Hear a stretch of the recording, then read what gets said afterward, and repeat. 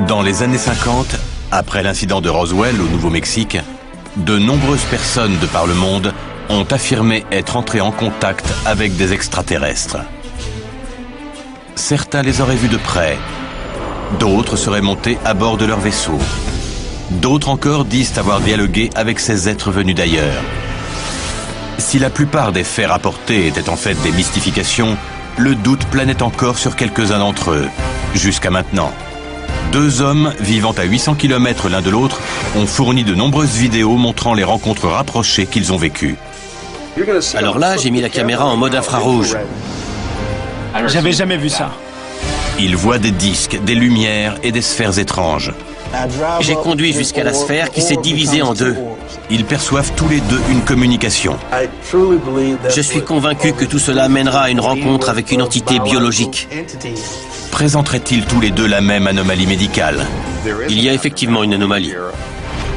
Leurs documents vidéo, présentés pour la première fois à la télévision, et leurs analyses médicales apporteront-ils des preuves tangibles qu'un contact extraterrestre a été établi? J'ai eu des contacts toute ma vie. Voici l'affaire 58 105, contact extraterrestre.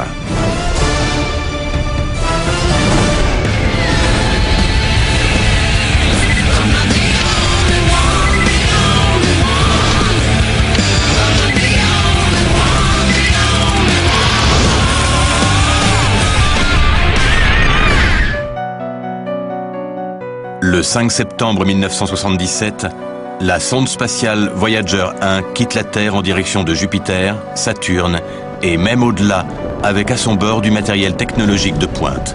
La sonde transporte également un disque de cuivre recouvert d'or de 30 cm de diamètre, sur lequel sont encodées 115 images, des salutations en 55 langues, des sons naturels de phénomènes atmosphériques, d'océans et de cris d'animaux, sélectionné par une équipe d'astronomes dirigée par Carl Sagan. D'après la NASA, ce disque d'or porte un message de bienvenue pour toute forme de vie que la sonde pourrait croiser sur son chemin. Le disque est accompagné d'instructions visuelles nécessaires à sa lecture et au décodage des images qu'il contient. Il contient également une carte des pulsars indiquant l'emplacement de notre Soleil grâce à un code mathématique. 30 ans plus tard, Voyager 1 transmet encore des données à la Terre. Mais au cours de son voyage de plus de 14 milliards de kilomètres, elle n'a toujours pas rencontré le moindre signe de vie extraterrestre, pour autant que l'on sache. Pendant que Voyager poursuit son voyage dans l'espace, l'homme utilise une technologie de plus en plus pointue pour établir un contact avec une forme d'intelligence extraterrestre. Depuis 1961, les grands astronomes et scientifiques du monde entier travaillent à un programme nommé SETI, qui se concentre sur la recherche d'une intelligence extraterrestre. Il a pour mission d'explorer, de comprendre et d'expliquer l'origine, la nature et la prévalence de la vie dans l'univers. L'une de ses principales installations, le Allen Telescope Array, souvent abrégé en ATA, situé à Hat Creek en Californie, à 465 km au nord-est de San Francisco, est un groupe de radiotélescopes conçu en partie pour sonder des milliers d'étoiles à la recherche de signaux radio ou électroniques dans l'espace. L'équipe commence son enquête sur les contacts extraterrestres à l'ATA, où elle rencontre l'astronome Seth Shostak. L'idée, c'est que toutes ces antennes, quand elles sont interconnectées, peuvent agir comme une seule grosse antenne. C'est une gigantesque oreille métallique que nous tendons vers les étoiles dans l'espoir de capter un signal quelconque. Tout ce que nous avons découvert sur l'univers dans les 40 dernières années porte à croire que ce qui s'est passé sur notre planète n'est peut-être pas un miracle. Vous pensez qu'il y a de la vie dans l'univers? Nous sommes de plus en plus optimistes. Les probabilités sont assez élevées. Mais avant d'espérer capter un signal authentique, il faut faire le tri pour écarter les signaux qui proviennent de la Terre, comme ceux des satellites du gouvernement, des satellites de communication et les radars d'avions ou d'aéroports, ou toute autre interférence de sources humaines, comme les signaux de radio et de télévision. Le processus entraîne parfois ce que le SETI qualifie de fausses alertes, c'est-à-dire des signaux qui donnent à tort l'impression de provenir de sources extraterrestres. Une des alertes les plus controversées du programme SETI a probablement été le signal WAHU, détecté le 15 août 1977 à l'Université de l'Ohio. L'astrophysicien Jerry R. Ehman avait détecté le signal sur un imprimé d'ordinateur, l'avait encerclé et avait écrit WAHU dans la marge. Il avait été stupéfait de constater à quel point le signal ressemblait à l'idée qu'on avait d'un signal extraterrestre. Le signal puissant, qui avait duré 72 secondes, possédait plusieurs caractéristiques qui le distinguaient des signaux venant de la Terre ou du système solaire. Moins d'une minute après l'interception du signal radio, un deuxième récepteur s'est mis à scruter le même point dans le ciel à la même fréquence radio, mais il n'a rien détecté.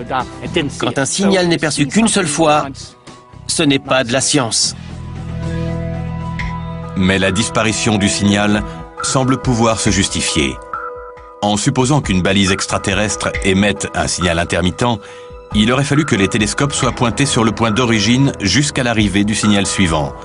Mais les scientifiques n'ont aucune idée de la durée du cycle. Il pourrait donc s'écouler plusieurs minutes, plusieurs heures, plusieurs jours, et même plusieurs années entre chaque signal.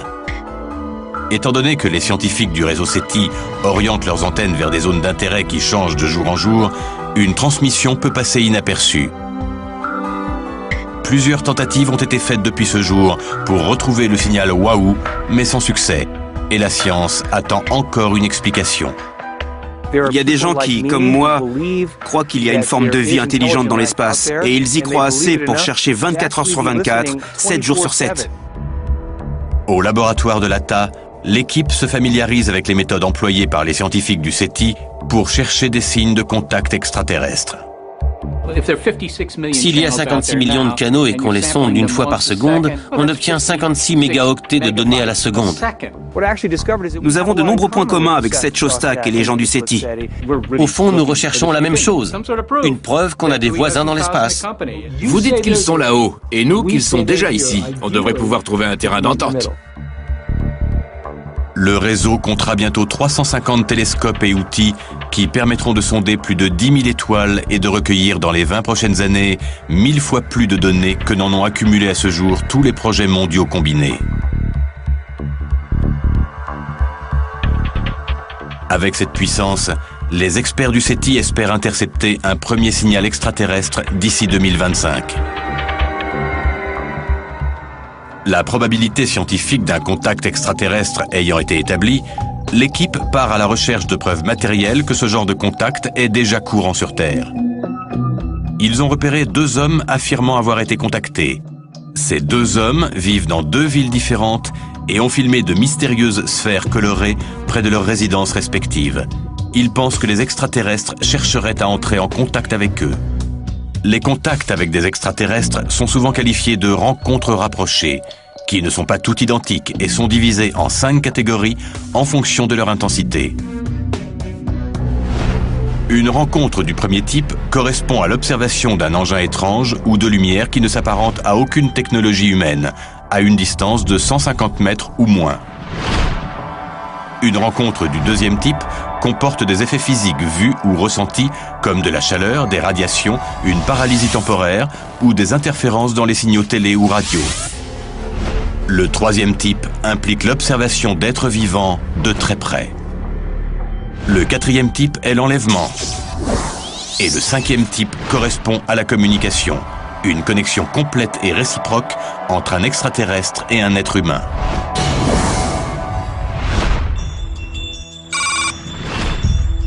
Suffolk, en Virginie. C'est ici que vit Terrell Copeland, 25 ans, un ex-membre du corps des marines. Il a vécu récemment plusieurs rencontres rapprochées avec des sphères de lumière en pulsation qui semblent se manifester à lui de plus en plus souvent. D'après lui, il ne s'agirait pas d'appareils militaires venus de la base aéronavale voisine. Au cours des 8 dernières années, Terrell a vécu des rencontres semblables à 3 endroits différents. À la base navale du Nord-Ouest, près de Chesapeake, chez ses parents à Suffolk et juste devant son propre domicile. Cette histoire, c'est plus que quelqu'un ayant vu des objets lumineux dans le ciel. Ces objets l'observent également et semblent s'intéresser particulièrement à lui. D'après moi, il se passe quelque chose. Je me suis engagé dans l'armée en 2000, juste après le lycée. Nous avons été formés à l'observation. J'ai vu des avions que le civil lambda n'a jamais vus. Au cours de l'hiver 2000, Terrell a vécu une expérience qui allait changer sa vie. Entre 3 et 4 heures du matin, à la base navale du Nord-Ouest, près de Chesapeake, Terrell voit un objet mystérieux survoler la base, la balayant de faisceaux lumineux. J'ai vu une lumière. J'ai d'abord pensé que c'était un hélicoptère, mais il n'y avait aucun bruit et il n'était qu'à 30 mètres de moi. La lumière était d'abord jaune, puis elle a viré au vert fluo. C'était une soucoupe volante. Elle était de forme ovale. Terrell Copeland a fait une rencontre rapprochée du premier type. Une observation directe d'un ovni à moins de 150 mètres. Il n'est pas rare que des observations d'ovnis soient signalées dans la baie de Chesapeake. C'est d'ailleurs dans cette région qu'un ovni a été vu pour la première fois dans l'histoire des États-Unis, fait rapporter dans une lettre envoyée à Thomas Jefferson en 1813. Le 31 juillet 1813, Edward Hansford, propriétaire de la Washington Tavern à Portsmouth en Virginie, déclare avoir vu ce jour-là, je cite, « une boule de feu aussi grande que le soleil et qui changeait de forme au fur et à mesure qu'elle montait ou descendait. » On ignore si le président Jefferson a jamais eu connaissance de cette lettre. Mais cette dernière existe bel et bien et reste le témoignage de l'existence de phénomènes étranges dans cette zone. Depuis 2 siècles, la zone fourmille d'activités de ce genre. D'ailleurs, pour 2005 et 2006, on compte 12 rapports d'observation. Le 29 janvier 2006, le journal local, le Virginian Pilot, mentionnait des objets volants en formation au-dessus de Virginia Beach, effectuant des changements brusques de direction. Le journal mentionnait également qu'on avait signalé des formes volumineuses et brillantes survolant ce folk. Dans la plupart des cas, il s'agissait d'observations lointaines. Mais Terrell Copeland, lui, a pu observer les objets de beaucoup plus près. Pour lui, il ne fait aucun doute que ces engins ne sont pas de conception humaine. Quand avez-vous commencé à penser que cette technologie venait d'ailleurs? Ma première observation remonte à 2005. La seconde rencontre de Terrell a lieu sur une période de 3 jours, à la fin du mois d'octobre 2005, près du domicile de ses parents à Suffolk. Le 27 octobre, aux alentours de 19 h, il voit une sphère bleue qui se déplace dans le ciel. Il est certain qu'il ne s'agit ni d'une planète ni d'une étoile. Quand la sphère réapparaît 2 nuits plus tard, le 29 octobre, il tente de la suivre. J'ai tenté de la suivre en voiture. Je voulais savoir ce que c'était, mais elle a disparu. La 3e nuit, soit le 31 octobre vers 23 h, l'objet réapparaît en pleine nuit. Cette fois, Terrell est prêt. Il prend sa voiture et suit l'objet jusqu'à un centre commercial désert. Ce qui se produit ensuite le laisse en état de choc. La sphère s'est divisée en 2 sphères. Quand elle est passée au-dessus de moi, j'ai pu constater que l'objet était plus gros que le centre commercial où je me trouvais.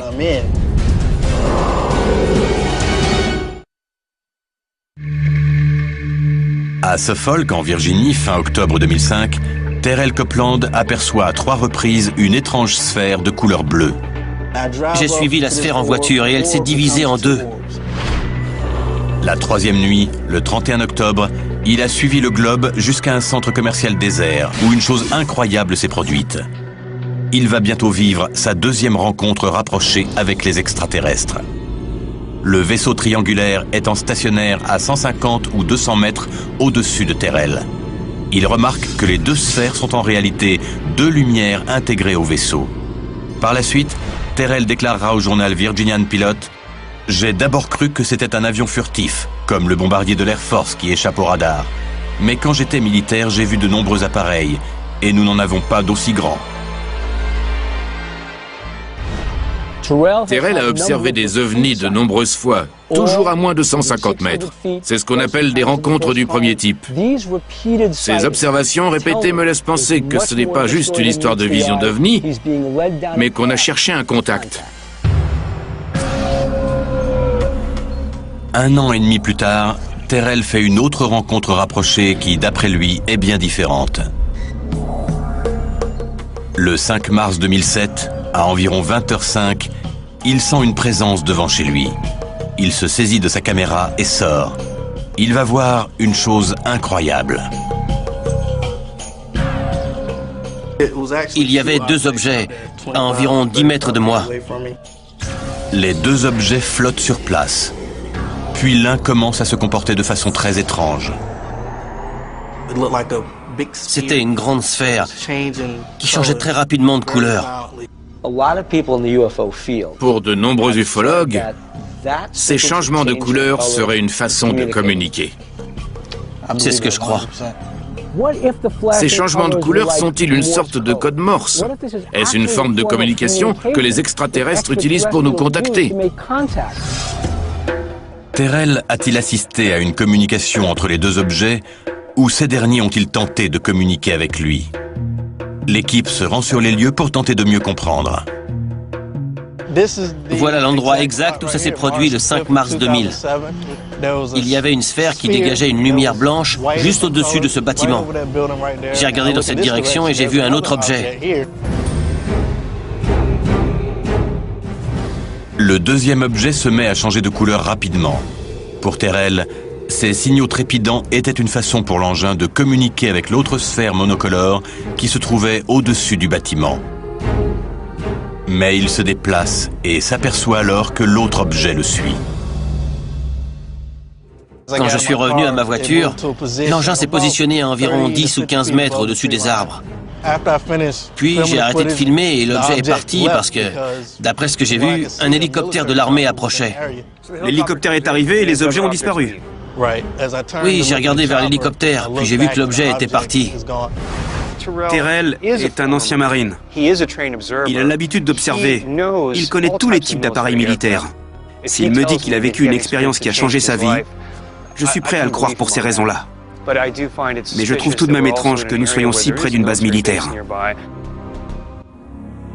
Terrell a donc visiblement vécu plusieurs rencontres rapprochées, mais l'équipe doit aller plus loin. Ces vidéos sont envoyées au docteur Ted Ackworth qui doit les analyser. Pendant ce temps, Bill et Pat continuent de mener l'enquête sur les rencontres de plus en plus rapprochées vécues par Terrell. Après avoir filmé ces rencontres en mars 2007, Terrell reçoit la visite d'un étrange individu. Cette personne n'a pas parlé des vidéos tout de suite. Il semblait s'intéresser à moi. Il m'a dit qu'il travaillait pour l'armée et il m'a posé une drôle de question. Il m'a demandé si j'étais prêt à entendre la vérité. J'ai dit « oui, bien sûr ». Alors il m'a dit qu'il connaissait personnellement les extraterrestres. Après cette longue conversation, je me suis assoupi en lisant un livre. Puis j'ai été réveillé par quelqu'un qui essayait d'entrer chez moi. Mon premier réflexe a été de me lever et de prendre mon arme. J'ai entendu distinctement une voix me dire que je n'avais pas besoin de prendre cette arme. Je sentais le livre dans ma main. Je sentais que j'étais assis dans le canapé, mais j'étais incapable de bouger. Quand j'ai enfin pu bouger mes membres, j'ai ouvert la porte, mais personne n'était là. Après avoir parlé avec cette personne, j'ai vécu quelque chose que je n'aurais jamais cru vivre. Ce qu'on appelle un épisode de temps manquant. Cette nuit-là et la nuit suivante, je me suis réveillé à 3h08 du matin. Je ne me souviens pas d'avoir fait un cauchemar. Je me suis levé tout de suite et l'instant d'après mon réveil indiquait 5h30, l'heure à laquelle je me lève d'habitude. Il n'est pas rare que des personnes ayant été enlevées ou simplement contactées par des extraterrestres signalent des épisodes de temps manquants. Ces personnes affirment se trouver dans un endroit au moment de l'événement et se retrouver ensuite ailleurs sans comprendre ce qui s'est passé entre-temps. Une paralysie temporaire est un indicateur de rencontre rapprochée du deuxième type. Un laps de temps manquant est signe d'un enlèvement par des extraterrestres, ce qu'on nomme rencontre du quatrième type. Était-il sur le point de communiquer avec eux? Ce que je crains, c'est qu'une personne un peu bizarre ait contacté Terrell et lui ait mis des idées en tête. Donc cette personne vous a contacté et vous a présenté le contact entre les humains et les extraterrestres comme un but ultime. J'ai le sentiment qu'on vous a recruté. Il y a une branche du gouvernement qui vous a recruté. Et je crois que vous êtes un hybride entre un humain et un extraterrestre. Bien que la notion d'hybride entre des humains et des extraterrestres soit hautement controversée et n'ait pas été prouvée, certaines personnes contactées par des extraterrestres affirment avoir développé des anomalies physiques peu après leur contact supposé. C'est très étonnant, mais en même temps, pas tant que ça. Car la raison pour laquelle je ne suis plus dans l'armée, c'est que j'ai un problème sanguin inexpliqué. Le sang de Terrell présente un taux anormalement élevé d'une enzyme nommée créatine kinase, qui généralement révèle un problème musculaire.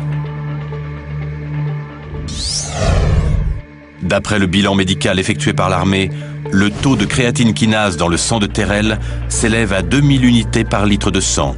Chez une personne en bonne santé, il dépasse rarement les 200 unités par litre. Mais on ignore ce qui a causé ce taux si élevé dans le sang de Terrell. Aucun des médecins militaires n'a su établir de diagnostic à l'époque.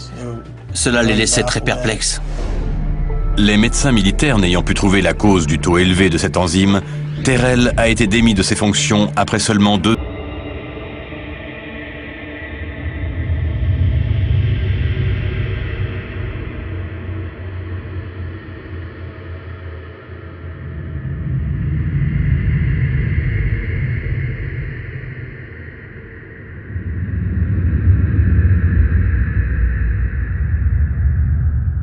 ans de service, peu de temps après ses dernières observations d'OVNI. Comment peux-tu conclure que c'est un hybride? Tu n'as pas peur de tirer des conclusions un peu hâtives? Il est en train d'apprendre à se connecter à l'extraterrestre en lui. Tu sais, je crois que tu ne l'aides pas. Tu es en train de lui dire qu'il peut appeler les ovnis, que c'est un hybride. C'est lui qui l'a dit, pas moi. Tu jettes de l'huile sur le feu. On a vu la vidéo, tu l'as vu toi aussi. Il entend des voix, il parle avec des inconnus par messagerie instantanée, il reçoit des instructions par email. Enfin, Bill, ça devrait t'inquiéter un peu plus que ça. Les hybrides existent peut-être ou pas, mais je crois qu'il est trop tôt pour parler de ça. Bill est trop enthousiasmé par le phénomène OVNI. Il n'a peut-être pas remarqué que Terrell a eu une expérience et qu'il posait des questions pour avoir des informations objectives.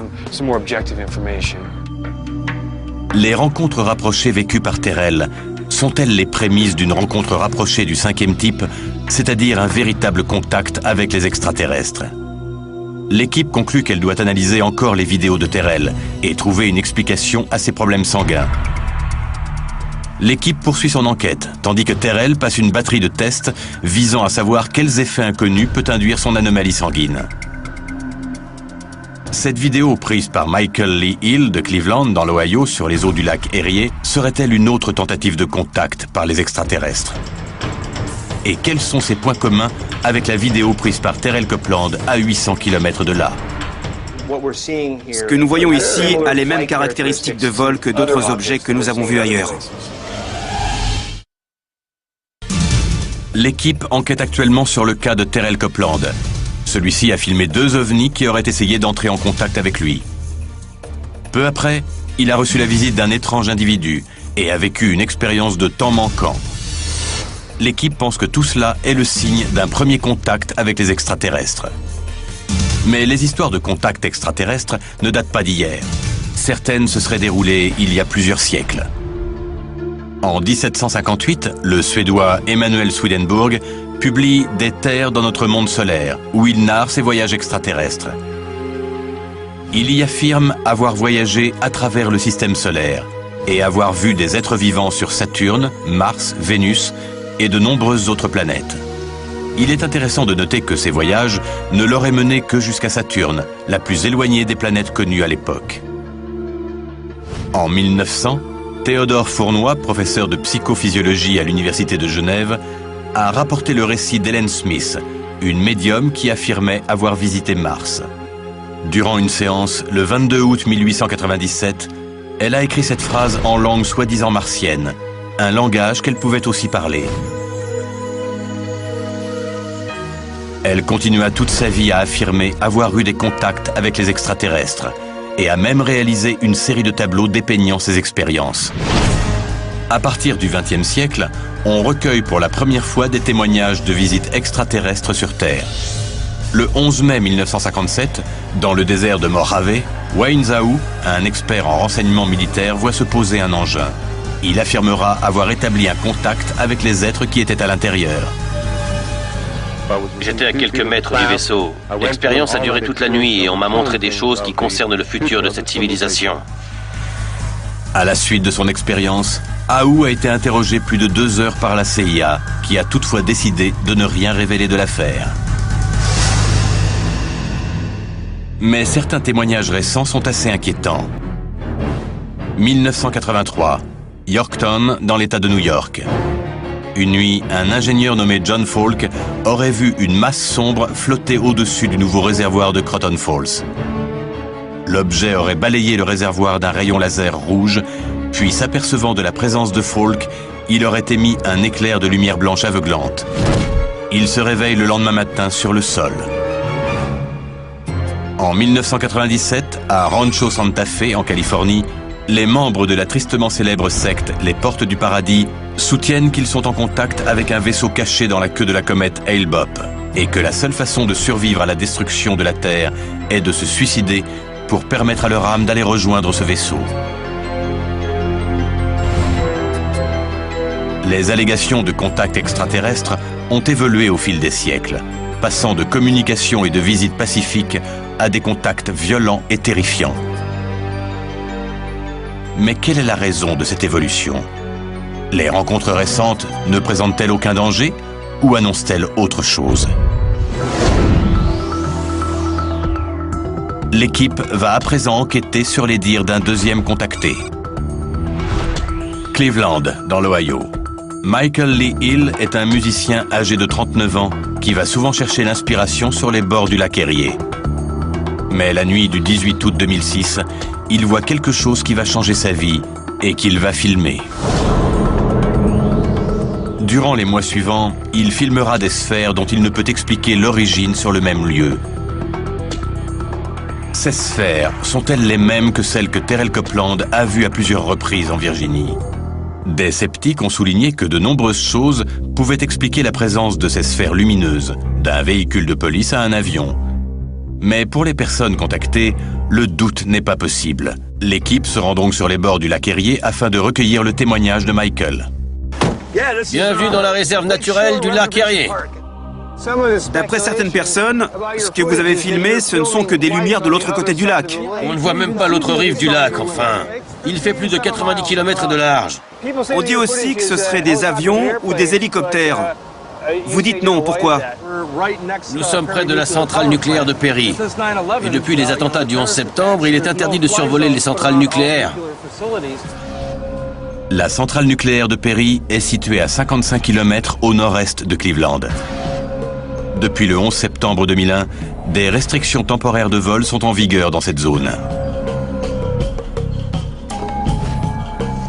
D'après l'article 99.7 du Code des régulations fédérales, les pilotes doivent éviter de pénétrer dans l'espace aérien au-dessus et à proximité de sites tels que les centrales nucléaires, les barrages, les raffineries, les installations militaires et autres structures similaires.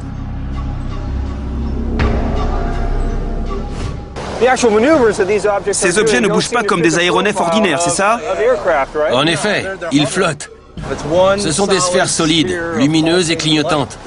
Que je sache, aucun aéronef n'est muni d'une grosse boule lumineuse. Surtout à côté d'une centrale nucléaire. Visiblement, les objets aperçus par Michael au-dessus du lac ne sont pas de simples aéronefs.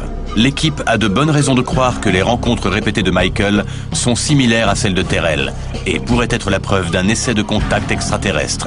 La prochaine étape consiste à comparer les séquences vidéo et à déterminer depuis quand durent les expériences de Michael. On voit ici une des sphères dont je vous parlais. Ce sont simplement de grosses boules de lumière. Bientôt, vous verrez un autre objet semblable arriver de la droite et se placer juste au-dessus de l'autre. Là, j'ai trouvé ça dingue et j'ai passé la caméra en mode infrarouge. Les objets que nous voyons là ont des caractéristiques de vol similaires aux objets que nous avons vus ailleurs. Celle de Terrell Copeland à Suffolk, c'est pareil. Elles clignotent, changent de couleur et se rapprochent l'une de l'autre.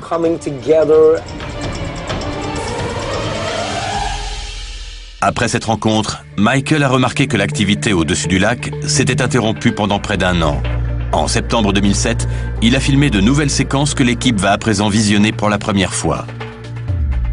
Ces objets ont volé dans un sens et dans l'autre juste devant moi pendant 1h30. Parfois, ils semblaient s'éteindre et je ne les voyais plus. Puis, ils réapparaissaient et devenaient très brillants.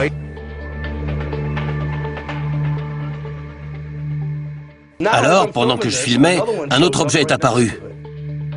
S'il s'agissait de fusées, elles flotteraient et retomberaient. Cette nuit-là, il y avait une très belle lune d'automne orangée. Et les objets sont apparus sous la lune.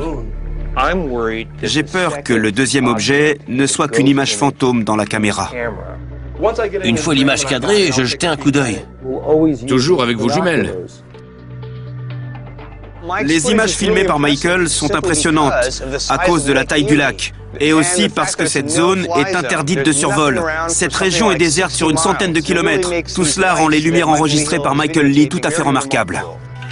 Mais ces objets sont-ils nouveaux ou bien ont-ils été déjà aperçus quelque part? Le 4 mars 1988, le quotidien Le Cleveland Plain Dealer rapporte que Sheila Baker aurait vu plusieurs petits objets triangulaires sortir brusquement d'un énorme objet gris métallique en forme de ballon de football américain qui descendait sur le lac Erie. Les gardes-côtes auraient eux aussi assisté à l'événement. Il est écrit dans leur rapport que de plus petits objets auraient commencé à flotter près de la zone où le gros engin s'était posé. Il semblait explorer les environs. À ce jour, cet événement demeure inexpliqué.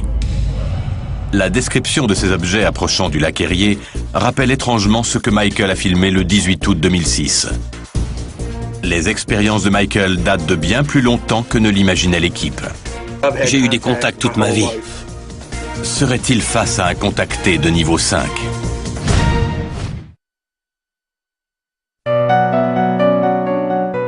L'équipe est à Cleveland, dans l'Ohio. Ils viennent de voir les vidéos prises par Michael Lee, où l'on voit d'étranges objets flotter au-dessus du lac Erie. Ce genre de sphère a déjà été vu auparavant. L'équipe pense que Michael aurait vécu une première phase de contact similaire à celle vécue par Terrell Copeland à Suffolk en Virginie. Michael va leur révéler que ses contacts avec les extraterrestres sont allés plus loin que ceux de Terrell. Ça va vous paraître bizarre, mais j'ai eu des contacts toute ma vie. J'ai des souvenirs de ceux que l'on nomme aujourd'hui des gris. Un matin, alors que je me préparais, j'ai vu du sang sur le plancher. J'ai nettoyé et j'ai continué ce que j'étais en train de faire. Je me suis brossé les dents et quand j'ai regardé par terre, j'ai vu qu'il y avait encore plus de sang. Pourtant, je n'avais aucune blessure ou autre. Quelques jours plus tard, je me suis réveillé et il y avait des êtres en train de m'opérer. J'étais attaché sur un lit et j'ai dit à l'être qui se trouvait à ma droite, « Je suis éveillé, conscient, je sais ce que vous faites, et ça fait mal. » Avez-vous eu d'autres contacts par la suite? Oui, il m'est arrivé un truc bizarre. Un soir, je suis sorti de chez moi par la porte de derrière, et il y avait un truc qui flottait en l'air, 2 sphères reliées par une barre horizontale. Chaque sphère ressemblait à une boule de plasma. Ces sphères que Michael a observées devant chez lui sont-elles les mêmes que celles vues par Terrell? J'ai suivi cette sphère en voiture et elle s'est divisée en 2 sphères. On a déjà entendu cette histoire. Oui. On nous a décrit des objets luminescents qui ne projettent pas réellement de lumière. La lumière en émane, elle est dedans. D'après vous, ces objets que vous avez vus auraient été envoyés pour entrer en contact avec vous et vous servir de guide. Je sais qu'ils savaient que je les filmais. Je crois vraiment être en contact avec une entité supérieure. Et ne pas l'écouter serait la chose la plus idiote que je pourrais faire. C'est un cas extrêmement intéressant. Il a connu les 5 niveaux de rencontres rapprochées, de la simple observation au véritable contact extraterrestre. Maintenant qu'elle a en main les vidéos de Terrell et de Michael, l'équipe peut les comparer afin de déterminer s'il existe un lien entre ces 2 contactés.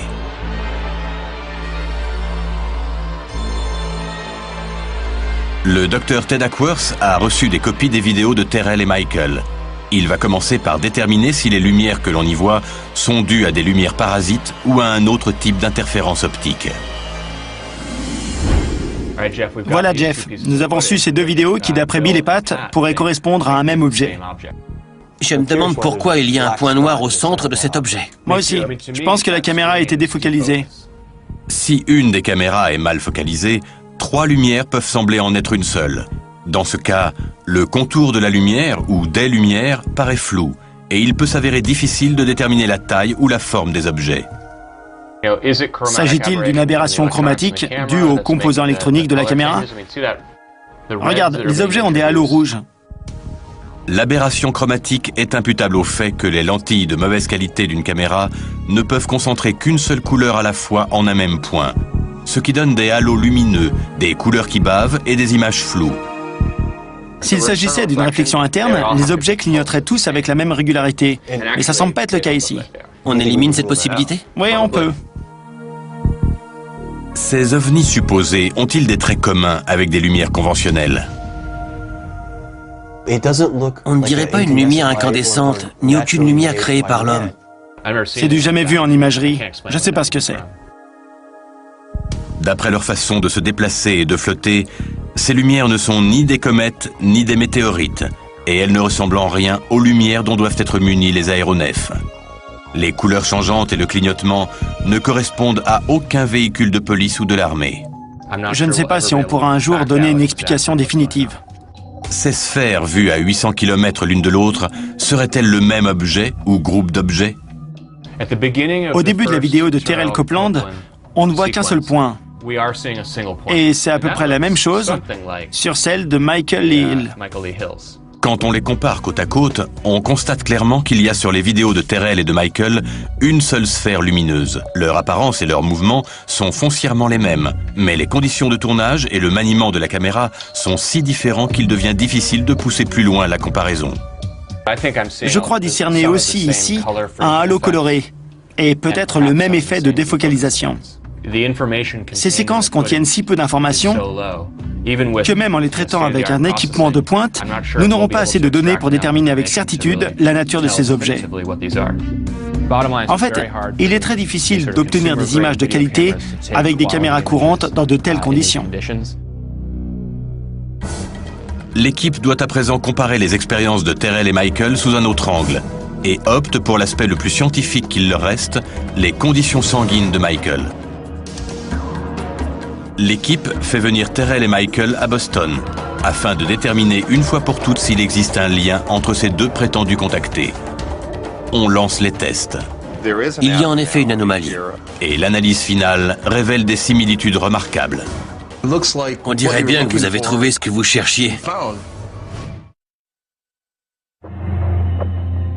Après avoir enquêté sur les déclarations de 2 personnes contactées, Terrell Copeland de Suffolk en Virginie et Michael Lee Hill de Cleveland dans l'Ohio, l'équipe se retrouve à Boston pour la phase finale de leurs investigations. L'équipe se sépare en 2 groupes afin d'emmener les sujets à l'hôpital. Terrell devra subir une batterie d'examens complets dirigée par un des plus grands experts dans le domaine cardio-pulmonaire, le docteur David Sistrom. Nous sommes à l'hôpital général du Massachusetts avec le docteur David Sistrom, directeur du laboratoire de recherche en soins cardio-pulmonaires.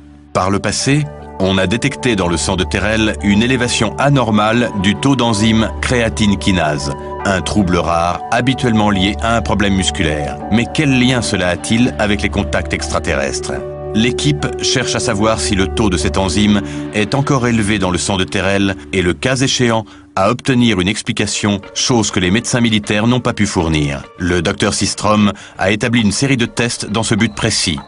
Ce test en particulier permet de déterminer si vous êtes normal ou non par rapport aux personnes de votre âge et de votre corpulence. Bien souvent, dans les cas de troubles musculaires, cardiaques ou pulmonaires, on ne détecte les anomalies qu'au cours d'un test d'effort. Nous pousserons Terrell au maximum de son endurance et on espère avoir des réponses sur lesquelles on pourra travailler. S'il y a bel et bien une anomalie, nous aurons une idée de sa nature. Nous pourrons déterminer si le problème vient de vos poumons qui vous limitent ou si c'est votre cœur ou vos muscles. Compte tenu de vos antécédents, il est très important que nous sachions si votre métabolisme musculaire fonctionne normalement ou pas. Pendant que Terrell passe ses tests, Michael arrive. Il va subir une prise de sang en vue d'une analyse complète. Juste avant d'enquêter sur votre cas à Cleveland, nous sommes allés à Suffolk parler à un jeune ex-marine qui a lui aussi observé des ovnis. Et la vidéo que nous avons vue est similaire à la vôtre. Cependant, Terrell, l'autre personne, a une anomalie sanguine rare.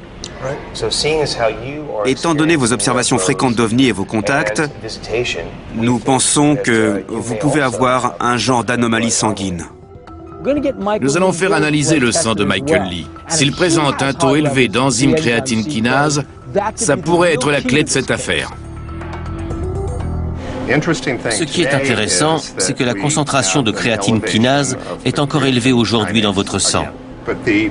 C'est très inhabituel que le niveau n'ait pas baissé au bout de près de 7 ans. Normalement, une élévation de la créatine kinase est un signe de blessure musculaire. Le fait que cette élévation ait persisté aussi longtemps laisse croire que le problème serait ailleurs. En analysant le sang de ce patient et celui de Terrell Copeland, avez-vous trouvé des éléments communs ou des différences? Il y avait un indicateur d'inflammation générale, pas spécifiquement musculaire, qui était anormalement élevé. Les tests indiquent que le sang de Terrell et de Michael présente un niveau élevé de cette enzyme. Rien ne me permet de pousser plus loin la comparaison. Même si le docteur refuse de spéculer sur les liens possibles du taux anormalement élevé de l'enzyme créatine kinase dans les deux échantillons de sang, ou d'où vient cette anomalie, il n'en reste pas moins que Terrell et Michael ont en commun un niveau élevé d'enzymes dans leur sang. Maintenant qu'elle possède ces résultats surprenants, l'équipe décide qu'il est temps de réunir les deux hommes pour la première fois. Vous avez tous les deux été non pas enlevés, mais contactés par des extraterrestres. C'est très particulier. J'ai vu des engins de toutes les formes et de toutes les tailles. Et souvent, sans forcément les entendre, je sais qu'ils sont là parce que je ressens leur énergie. Je pense que c'est une forme de communication. Ils se rapprochent de plus en plus chaque année. Je suis convaincu que tout cela mènera à une rencontre avec une entité biologique. Je ne doute absolument pas que quelque chose communique avec moi, parce qu'à un certain stade, tout doute est balayé. Maintenant que Terrell et Michael savent qu'ils ont vécu des expériences de contact similaires, l'équipe leur révèle les résultats stupéfiants de leurs tests. Nous avons trouvé quelque chose de très intéressant. Vous avez tous les deux un niveau très élevé de créatine kinase dans votre sang. Terrell, suite au test cardiopulmonaire, le Dr Systrom pense que ce taux élevé est directement lié à votre état musculaire. Pour vous, Michael, il n'avait pas fait assez d'analyses pour savoir à quoi ce taux élevé d'enzymes pouvait être lié. Mais d'après le docteur, elle serait systémique. Il se pourrait que votre sang partage un trait physiologique rare avec celui de Terrell. Ne venez-vous pas de le prouver? Ce que ça nous apprend, c'est que si nous devions faire passer des tests médicaux à d'autres contactés, nous devrions rechercher cette même caractéristique, qui semble commune à un certain niveau de contact. Bill, ce qui serait intéressant, ce serait de pouvoir vérifier sur une douzaine, ou même 2 douzaines de personnes enlevées, s'ils présentent cette même anomalie sanguine. C'est d'ailleurs assez simple, une prise de sang suffit. Je serais curieux de savoir si on retrouverait la même caractéristique chez ces 12 ou 24 personnes. Ce serait assez convaincant. Savoir que nous avons vécu les mêmes expériences et que nous partageons la même condition sanguine, c'est phénoménal. Il y a des liens très intéressants entre les cas de Michael et de Terrell, mais je ne sais pas si ces gars ont seulement vu des ovnis ou s'ils ont réellement établi un contact avec les extraterrestres. Certaines séquences vidéo présentaient des similitudes. Il se peut qu'ils aient observé la même chose. Pour ce qui est des tests sanguins, nous avons réalisé tout un ensemble d'analyses et la seule chose inhabituelle que l'on retrouvait dans les 2 échantillons, c'était cette enzyme. Il y a forcément un rapport entre eux, puisqu'ils ont tous les deux un niveau d'enzyme créatine élevé et qu'ils ont observé les mêmes phénomènes. Je pense que malgré l'analyse exhaustive effectuée, nous n'avons pas établi de lien prouvé. Dans les 2 cas, il semble y avoir autre chose. Quelque chose sous la surface, et il faut parfois savoir se contenter de ça. Les vraies réponses se trouvent dans la quête et non dans la solution. Aujourd'hui encore, Voyager 1 poursuit son chemin dans l'espace, portant avec elle la preuve de notre existence. Mais la NASA estime qu'il faudra encore 40 000 ans avant que la sonde n'atteigne le système planétaire le plus proche de nous et qu'elle ait une chance de faire connaissance avec une espèce semblable à la nôtre. Pendant ce temps sur la Terre, de plus en plus d'êtres humains affirment avoir été contactés, au point que certains se demandent si le premier contact n'aurait pas déjà eu lieu.